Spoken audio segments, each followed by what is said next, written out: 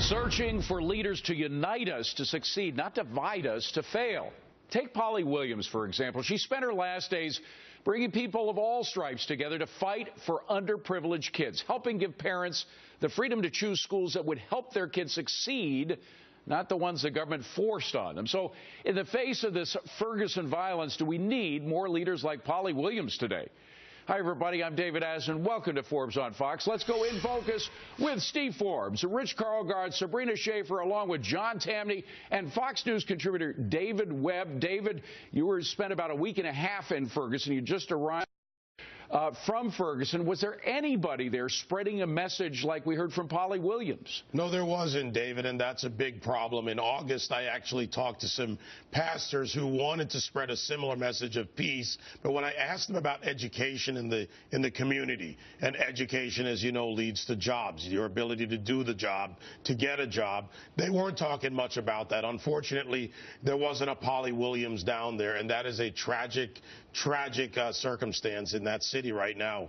But, Rich, I get the impression that the media focuses more on the dividers than on the uniters. I'm sure there are other Polly Williams in the country, although she was unique.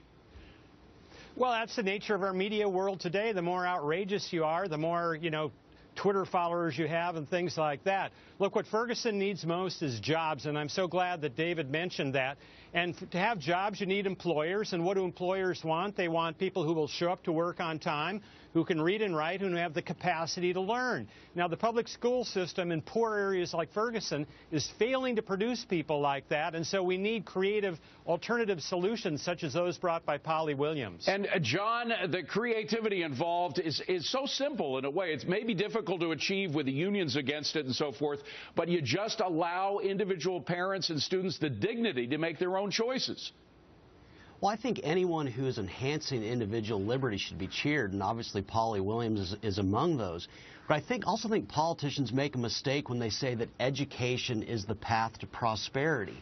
The reality is that hard work is how we prosper, and teachers can't teach us how to work hard. They can't teach us how to be entrepreneurs or how to thrive in the workplace. And so I almost think that we set expectations incorrectly in saying that if you go to school, you're going to succeed. That's not necessarily true. But, Steve, prosperity is one thing. Money is not the secret to the success of good education. We have spent billions of dollars. In fact, since 1980, the Department of Education, the Federal Department of Education, created in 1980, has spent $1.4 trillion. We haven't gotten the bang for that buck that we need.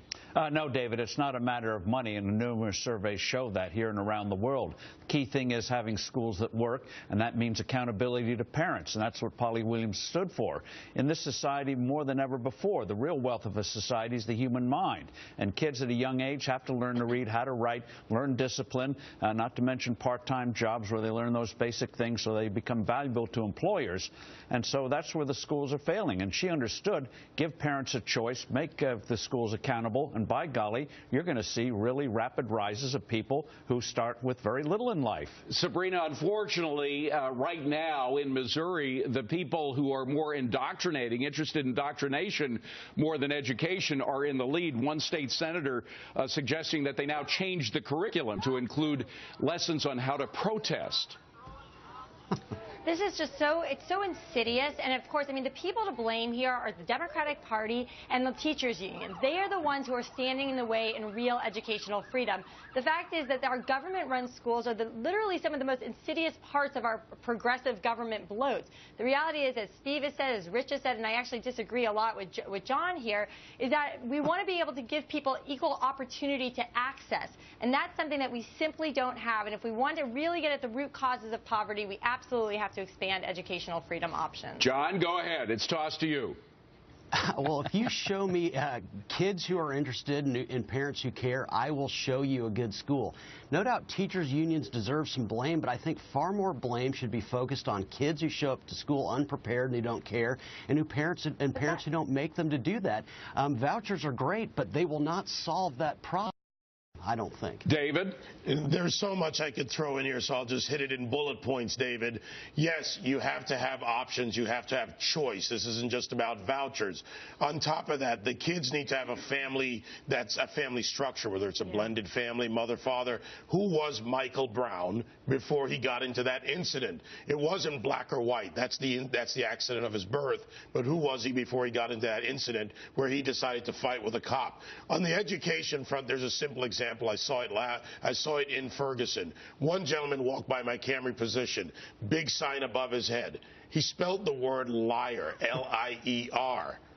A big sign. This was something he took the time to write out, but he actually couldn't write a simple word correctly. So all these are elements, and yes, they're ideas that we need to push forward, whether it's the money in the backpack attached to the kid. Don't let the perfect be the enemy of the good. If you save 5%, 10%, next time you might save 12%. You do everything, and you combine it, and you localize it, which is where Rich, I see you nodding your head yes. Go ahead. Well, I love the don't let perfect be the enemy of good is exactly, I think, the approach here. We're not going to get from Ferguson to some Ivy League college prep school level of public education overnight or maybe ever, but we have to have creative solutions. You know, John Tamny, with whom I agree 90% of the time, is wrong on this. And, John, I think what you're expressing is your disappointment in the public school system in Ferguson.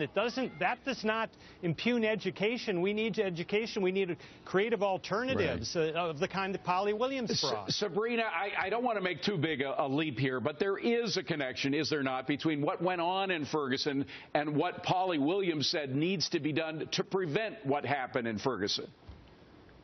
Absolutely. Look, as David said, as others have been saying, we have two things to deal with. We need to have actual family that care and provide support for children, and then we also have to have opportunity for them to get education, and so that they can have an equal chance at life, right? So this is not rocket science. We just have bad policies in place in many instances. And one of the things is that we think that people are all going to be motivated to make changes based on sort of an ethical or moral argument. Right. The reality is we're not. You know what people are motivated by is cost, saving taxpayer dollars.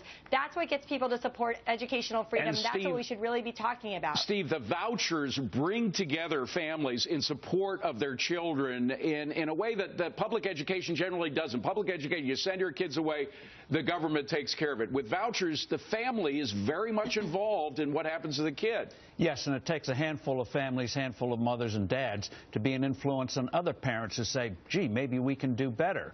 So it's not passivity. It brings about activity. You respond to the environment you're in. And kids, even if they come from a dysfunctional home, they go to a school where they're there most of the day, most of the summer. It's a refuge. They learn in spite of the background of the home front.